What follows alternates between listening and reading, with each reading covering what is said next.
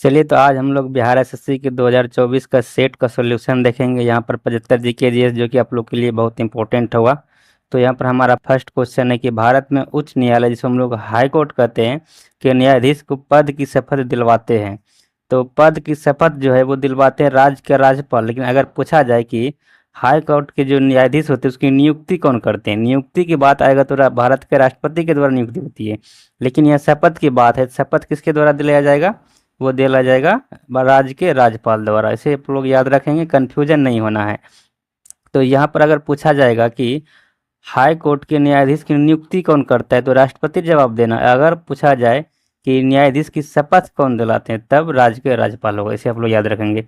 Next प्रश्न यहाँ पर है कि राष्ट्रपति और उपराष्ट्रपति के चुनावों से संबंधित चुनावी विवादों का निपटारा करता है। तो राष्ट्रपति और उपराष्ट्रपति के बीच में चुनावों से संबंधित जो विवाद होता है उसका निपटारा सुप्रीम कोर्ट करते हैं। तो भारत का जो सुप्रीम कोर्ट है, सर्वोच्च न्यायालय, उसी के द्वारा इन दोनों के चुनावों के संबंधित जो विवाद होगा उसका निपटारा सुप्रीम कोर्ट के द्वारा किया जाएगा। ठीक है, तो इसे आप लोग याद रखेंगे। नेक्स्ट प्रश्न अपना आ जाता है यहाँ पर कि भारत के संविधान में कल्याणकारी राज्य का आदर्श निहित है। तो ये राज्य के बारे में आप लोग को पता है कि डीपीएसपी में वर्णित है। तो राज्य के निर्देशक, जिसको हम लोग इंग्लिश में बोलते हैं डीपीएसपी शॉर्ट में, तो याद रखेंगे आप लोग। और ये कहाँ से कहाँ तक आर्टिकल है, तो डीपीएसपी है आर्टिकल 36 से लेकर आर्टिकल 51 तक। और ये किस भाग में है, तो भाग 4 में है। याद रखेंगे आप लोग, भाग 4 में है और 36 से 51 आर्टिकल में है। और ये जो है कल्याणकारी राज्य का आदर्श इसी में नहीं थे, किसमें, तो डीपीएसपी में। याद रखेंगे आप लोग। बाकी बात अगर मूल अधिकार की बात करें तो कितना से कितना आर्टिकल है, तो आर्टिकल 12 से लेकर 35 तक ये क्या है,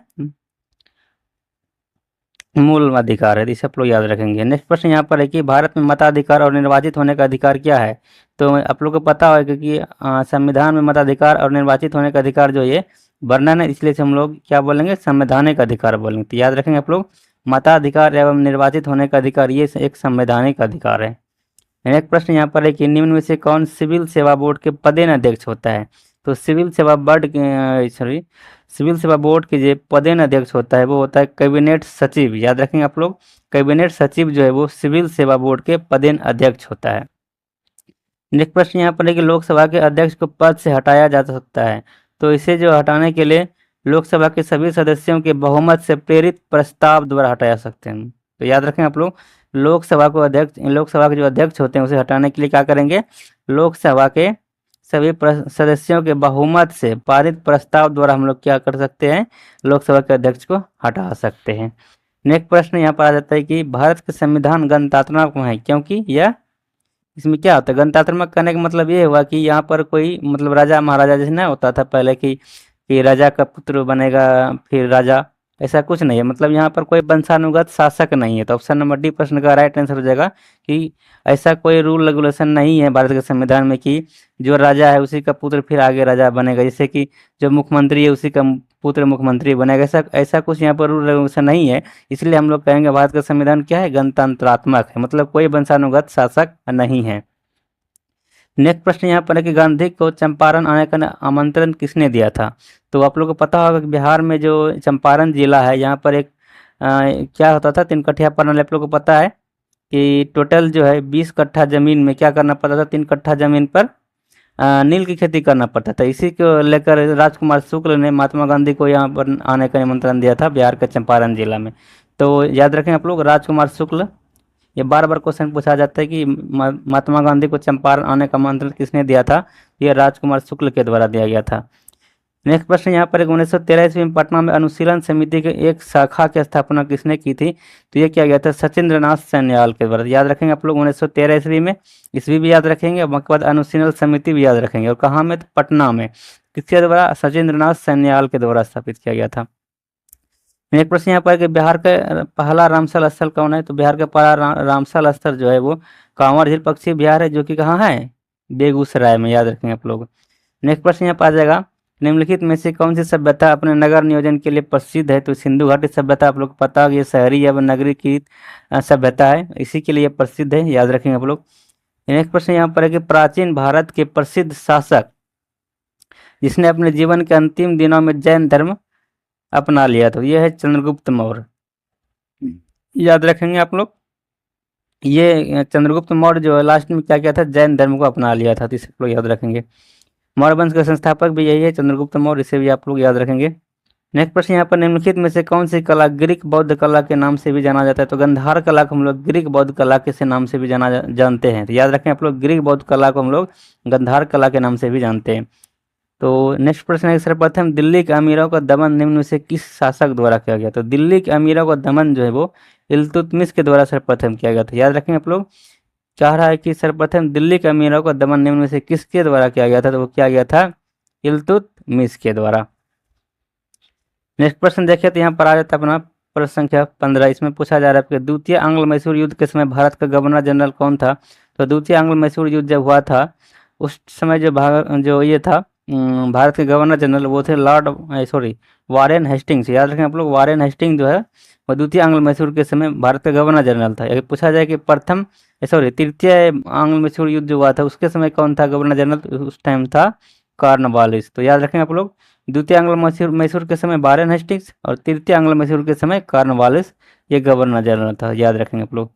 नेक्स्ट प्रश्न यहाँ पर, किसने कहा था कांग्रेस केवल सूक्ष्मदर्शी अल्पसंख्यक का प्रतिनिधित्व करती है? ये लॉर्ड डफरिन के द्वारा क्या गया था? क्या कहा गया था कि कांग्रेस जो है वो केवल सूक्ष्मदर्शी अल्पसंख्यक का प्रतिनिधित्व करती है, ये लॉर्ड डफरिन के द्वारा कहा गया था। नेक्स्ट प्रश्न यहाँ पर, पूना सार्वजनिक सभा की स्थापना किसके द्वारा किया गया था? ये एम.जी. रानाडे के द्वारा किया गया था, एम.जी. रानाडे। याद रखें आप लोग, पूना सार्वजनिक सभा की स्थापना जो है वो एम.जी. रानाडे के द्वारा किया गया था। किसके द्वारा? एम.जी. रानाडे। नेक्स्ट प्रश्न यहाँ पर आ जाएगा, विजयनगर साम्राज्य की वित्तीय व्यवस्था मुख्य रूप से विशेषता क्या थी? वित्तीय व्यवस्था की मुख्य विशेषता क्या थी? तो ये था भू राजस्व। याद रखें आप लोग, भू राजस्व जो है वो वित्तीय व्यवस्था की मुख्य विशेषता था। नेक्स्ट प्रश्न यहाँ पर, किस मुगल शाह के विरुद्ध जौनपुर से फतवा जारी किया गया था? तो जौनपुर से फतवा जारी हुआ था अकबर पे। याद रखें हम लोग, मुगल शासक अकबर जो है इसी पे फतवा जारी हुआ था, कहाँ से? तो जौनपुर से। नेक्स्ट प्रश्न यहाँ पर, नीचे दिए गए घटनाएं तथा उसके तिथि का सही मिलान कीजिए। तो आप लोग को पता है कि रौलेट एक्ट जो है 19 मार्च 1919 ईस्वी को लागू हुआ था। उनके पास रौलेट सत्याग्रह का हुआ था, तो ये 6 अप्रैल 1919 को हुआ था। ठीक है, तो रौलेट एक्ट जो पारित हुआ था वो 19 मार्च 1919 ईस्वी को, लेकिन रौलेट सत्याग्रह जो हुआ था वो 6 अप्रैल 1919 ईस्वी को हुआ था। बाकी बात, अगर भारतीय राष्ट्रीय कांग्रेस का अमृतसर अधिवेशन जो हुआ था वो हुआ था 2 दिसंबर 1919 ईस्वी में। और जलियांवाला बाग हत्याकांड आप लोग को पता है 13 अप्रैल 1919 ईस्वी को हुआ था। याद रखेंगे आप लोग। नेक्स्ट प्रश्न यहाँ पर है कि भारत का अपने पड़ोसी देशों के मध्य अंतर्राष्ट्रीय सीमा का विस्तार आरोही क्रम में। तो आप लोग को पता है कि सबसे अधिक जो है भारत का क्षेत्र जो कि बांग्लादेश के साथ लगता है, उसके बाद चीन के साथ लगता है, फिर पाकिस्तान और फिर उसके बाद नेपाल के। अगर पूछा जाएगा सबसे कम किस देश के साथ क्षेत्र लगता है भारत का, तो हो जाएगा क्या? अफगानिस्तान। उस मात्र 106 किलोमीटर जो है वो अफगानिस्तान से भारत का क्षेत्र सटा हुआ है। नेक्स्ट प्रश्न यहाँ पर, निम्नलिखित में से कौन सा जिला धारवाड़ भूस्तरीय रचना वाला नहीं है? ये रोहतास जो ये धारवाड़ भूस्तरीय वाला रचना नहीं है। उसके बाद मुंगेर हो गया, जमुई हो गया, नवादा हो गया, ये सब धारवाड़ भूस्तरीय रचना है, लेकिन रोहतास नहीं है। नेक्स्ट प्रश्न यहाँ पर, अटल टनल से संबंधित निम्नलिखित कथनों पर विचार कीजिए। तो पहला है कि इसका निर्माण सीमा सड़क संगठन द्वारा किया गया, ये सही है।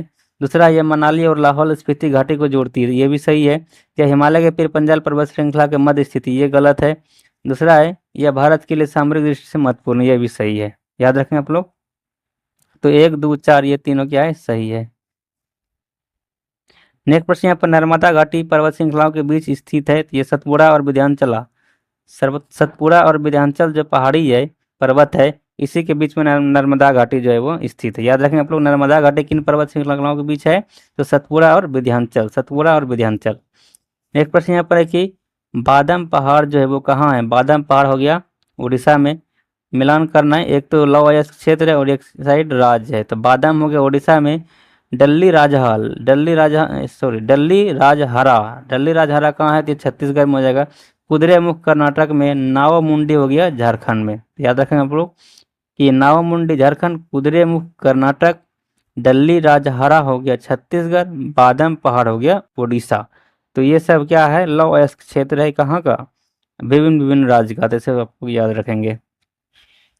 एक प्रश्न यहाँ पाया जाएगा कि अफ्रीका का सर्वोच्च पर्वत शिखर माउंट किलिमंजारो अवस्थित है। माउंट किलिमंजारो तंजानिया में स्थित है।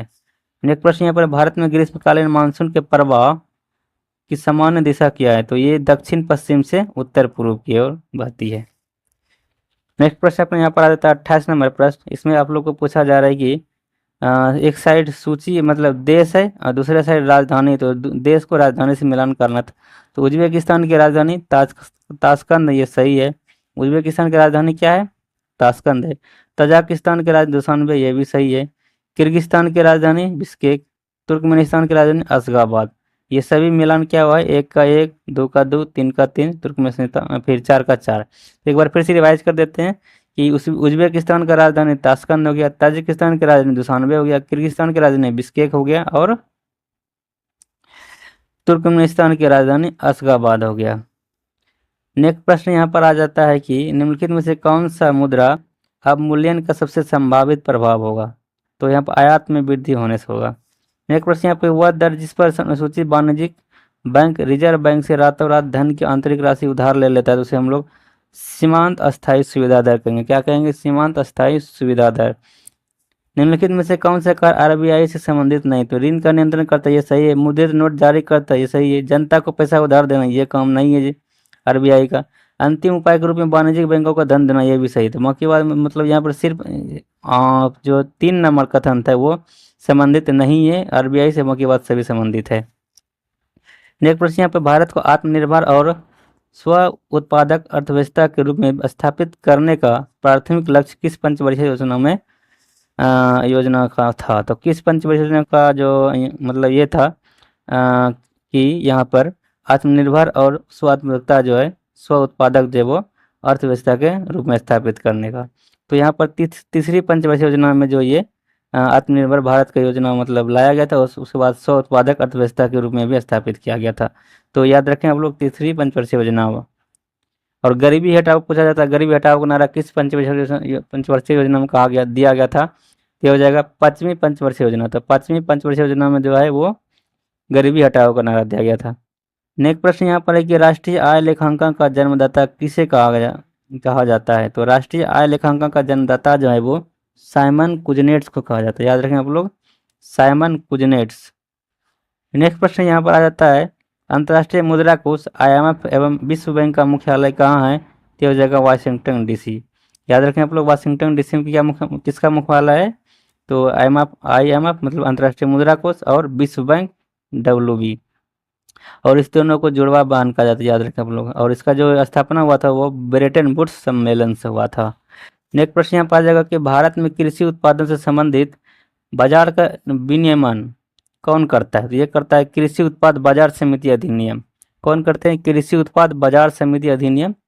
नेक्स्ट प्रश्न यहाँ पर भारत ने किस देश को भेंट में 20 ब्रॉड गेज रेलवे इंजन उपहार में दिया? तो ये बांग्लादेश को दिया गया। याद रखें आप लोग, 20 ब्रॉड गेज रेलवे इंजन जो है किसको उपहार में दिए हैं? बांग्लादेश को दिए हैं भारत ने।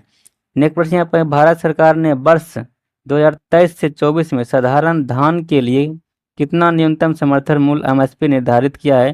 तो ये किया है 2183 रुपया। कितना? तो 2183 रुपया। नेक्स्ट प्रश्न यहाँ पर है कि किस मंत्रालय द्वारा पोषण भी और पढ़ाई भी कार्यक्रम की शुरुआत की गई है?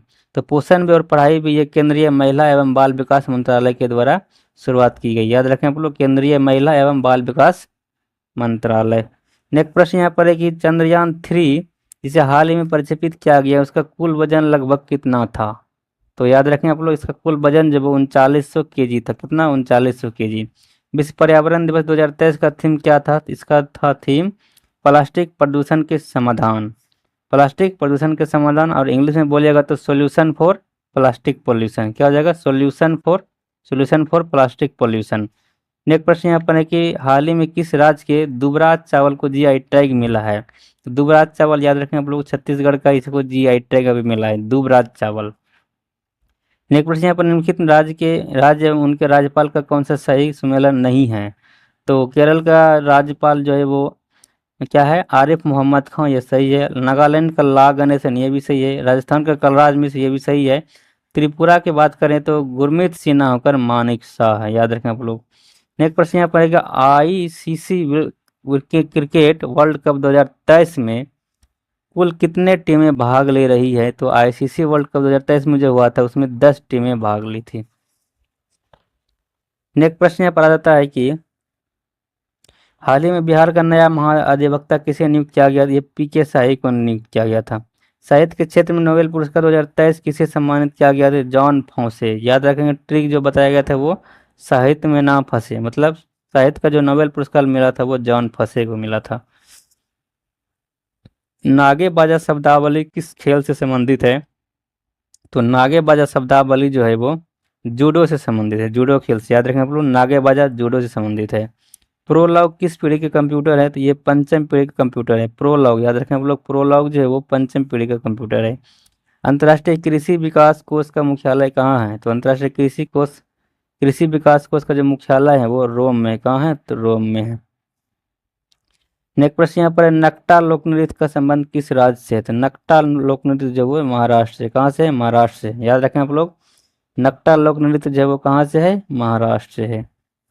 नेक्स्ट प्रश्न यहाँ पर आ जाता है कि निखिल बनर्जी का संबंध किस वाद्य यंत्र से? तो निखिल बनर्जी वो सितार बजाते हैं। निखिल बनर्जी क्या बजाते हैं? सितार बजाते हैं। डीसी जनरेटर किस सिद्धांत पर कार्य करते हैं? फैराड के विद्युत चुम्बकीय प्रेरण पे, मतलब फैराड के विद्युत चुम्बकीय प्रेरण का सिद्धांत जो इसी पर डीसी जनरेटर कार्य करते हैं। और पूछा जा रहा है कि प्रकाश के वर्ण विक्षेपण में लाल रंग का परास होता है। तो लाल रंग का परास 6200 एंगस्ट्रम से 7800 एंगस्ट्रम होता है। सबसे अधिक इसी का होता है 6500 से 7800 एंगस्ट्रम। ध्वनि की प्रबलता किसके द्वारा निर्धारित की जाती है? तो कंपन के आयाम के द्वारा निर्धारित किया जाता है। जल के विद्युत अपघटन के समय बैटरी के ऋणात्मक टर्मिनल से जुड़े इलेक्ट्रोड पर निम्न में से कौन सी गैस बनती है? तो ऋणात्मक जो टर्मिनल है उससे जुड़े इलेक्ट्रोड पर हाइड्रोजन गैस बनती है। याद रखें हम लोग, हाइड्रोजन गैस। नेक्स्ट प्रश्न यहाँ पर आ जाता है कि लाल रंग की वस्तु लाल क्यों दिखाई देती है? क्योंकि यह लाल रंग को परावर्तित करता है। कार्य का मान किन किन स्थितियों में शून्य हो सकता है? तो ये हो सकता है जब आरोपित बल शून्य हो, और जब आरोपित बल शून्य हो तो उस टाइम कार्य की क्या होगा? कार्य के इक्वल टू फार्मूला क्या होता है? F S. तो अगर आरोपित बल शून्य होगा तो कार्य भी क्या होगा? शून्य होगा। बाकी बात सॉरी, ये भी तो सही है, बल शून्य होगा तो कार्य, ये क्या कहते हैं, कार्य भी शून्य होना चाहिए। मुख्य बात दूसरा है कि जब विस्थापन शून्य होगा तो कार्य भी शून्य होगा। मुख्य बात क्या रहेगी? बल एवं विस्थापन की दिशाएं परस्पर लंबवत हो। तो यहाँ पर जो फॉर्मूला होता है इसका एफ एस कॉस थीटा होता है। तो अगर थीटा का वैल्यू 90 डिग्री ले ले, मतलब लंबवत कर रहा है तो 90 डिग्री होता है, कॉस 90 का मान होता है 90 का मान होता है 0, तो 0 हो जाएगा कार्य, यहाँ भी 0 हो जाएगा।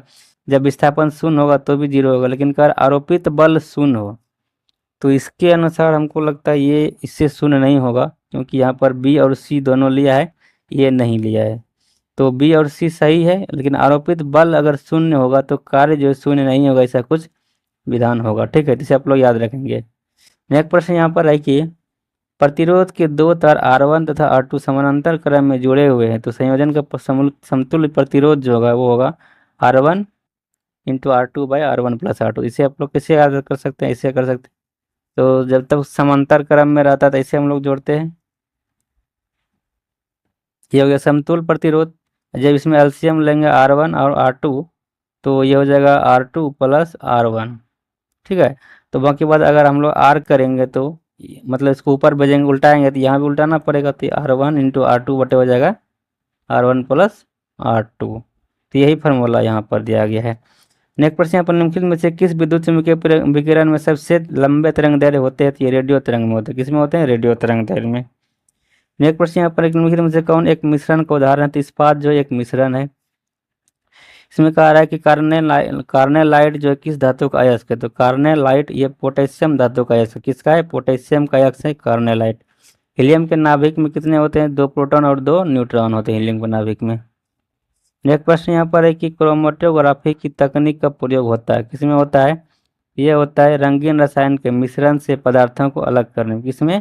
रंगीन रसायन के मिश्रण से पदार्थों को अलग करने में यूज होता है। नेक्स्ट प्रश्न यहाँ पे मानिक और नीलम रासायनिक रूप से होते हैं, क्या होते हैं? मानिक और नीलम जो रासायनिक रूप से एल्यूमिनियम के ऑक्साइड होते हैं। क्या होते हैं? एल्यूमिनियम के ऑक्साइड। नेक्स्ट प्रश्न यहाँ पर है जर्मन सिल्वर में चांदी का प्रतिशत कितना होता है? जर्मन सिल्वर सिर्फ नाम है सिल्वर, लेकिन इसमें सिल्वर होता ही नहीं है, तो सिल्वर की मात्रा इसमें 0% होगा। इसे आप लोग याद रखेंगे।